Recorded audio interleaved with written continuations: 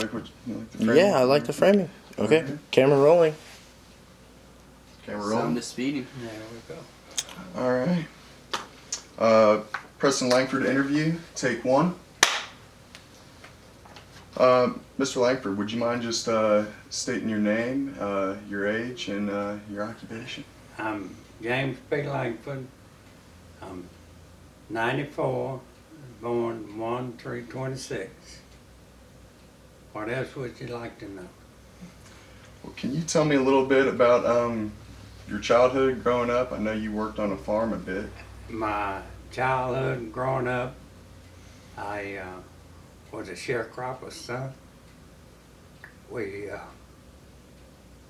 farming, you work for a landowner that you are working for a place to live and raise food and have a cash crop which you pay half most time to the landowner and you get half for your survival. You don't have much chance to make a lot of money, but you are doing something that you enjoy doing if you're farming. You're close to God and you see the things of nature. That's really nice. But you learn to cope with hardship and doing without. But it teaches you to know that you're going to have to work hard to better yourself in life. So you go forward from there. What would you say is the most difficult part about being a sharecropper's son, and what would be the most satisfying? The most difficult part about being a sharecropper's son is you get poor schooling because you're moving all the time. Every year you move from one location to another, but you have the satisfaction of watching stuff grow and learning from nature what's really happening in life. So I kind of just, I know that you're a woodworker.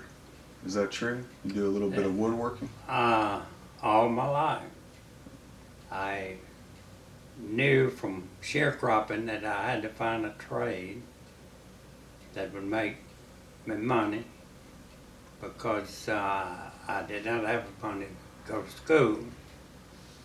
So I thought being a carpenter, I would be paid to learn, and I could take that learning as a carpenter and build things, and enjoying working with wood. Hopefully, in being a carpenter and building, I would accumulate enough that when I got ready to retire, I could retire and build furniture and do things to enjoy life that I enjoyed doing. And there's nothing more pleasure in making beautiful furniture for people. I actually cut the trees here where I live. We sawmilled them, and I took them from the tree to the stump to the furniture that I made. I made furniture for all my children, grandchildren, and friends. Anyone that bring me a picture, I'd make them what I could, the best I could. What would you say is your favorite wood to work with? Well, poplar is very easy to work with. Cherry is very beautiful. Oak is very sturdy. There's an oak table there, and cherry one here. It depends on what you're trying to create as to what wood you need to work with. Poplar you can refinish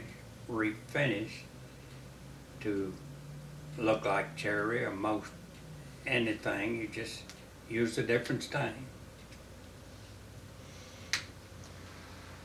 When did you move to Clarksville, Tennessee? Oh, in the early 60s, late 50s.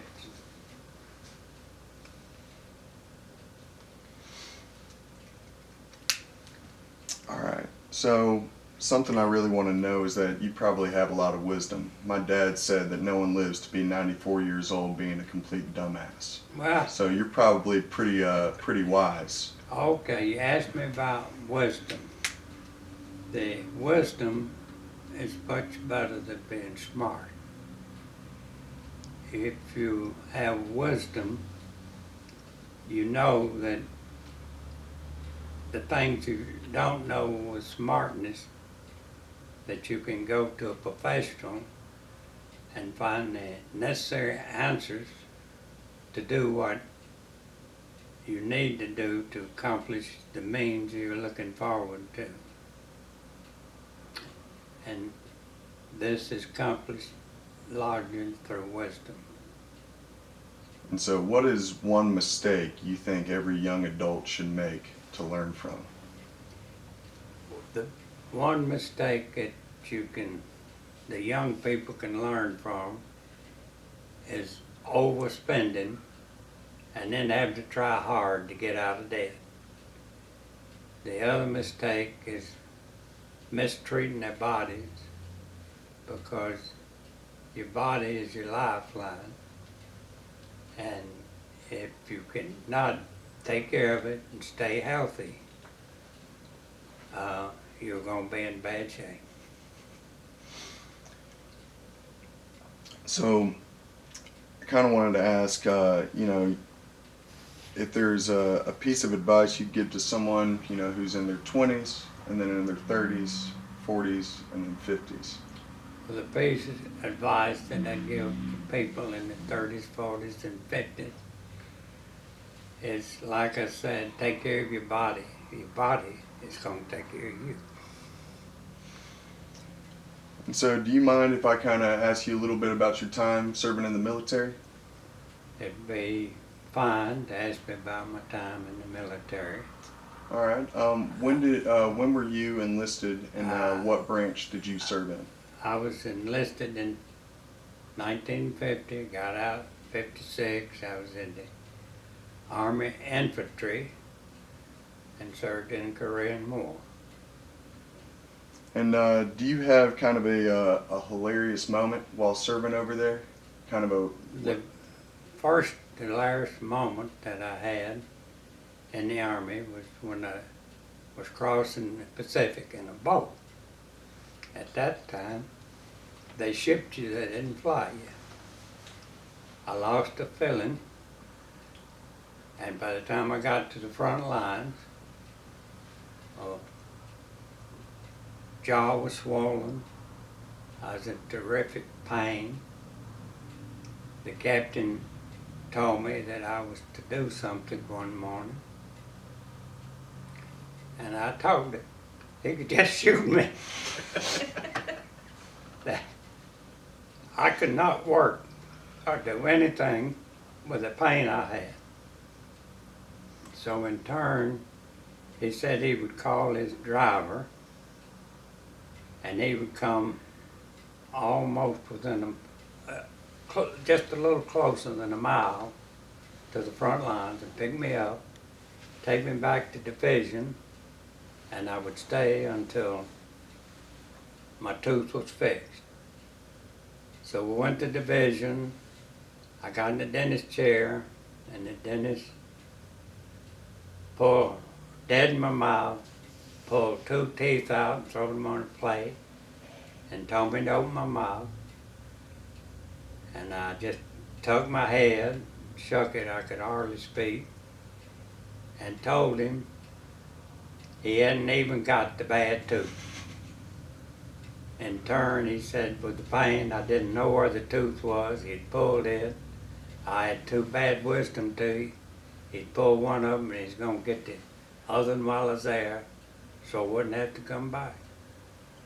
This he done. On the way back to the front line, it started raining, Your Jeeps are stripped down in combat area. They have no top, no windshield. So I was wringing wet. I got to my foxhole. It was full of water. I dipped it out with my helmet, trenched around it so the water wouldn't run in. Slipped into the foxhole in the mud, knowing by the next morning that I'd be so sick they would take me out on the stretcher and maybe I could come home.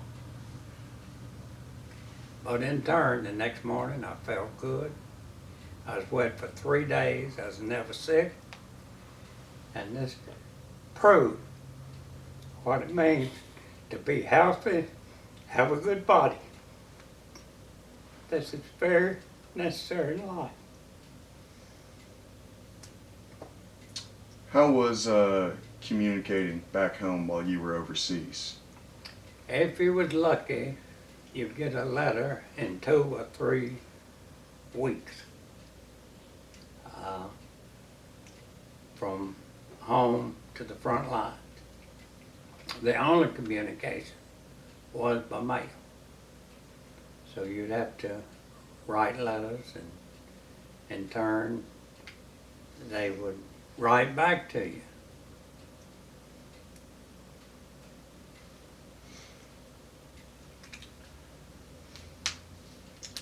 What are some of the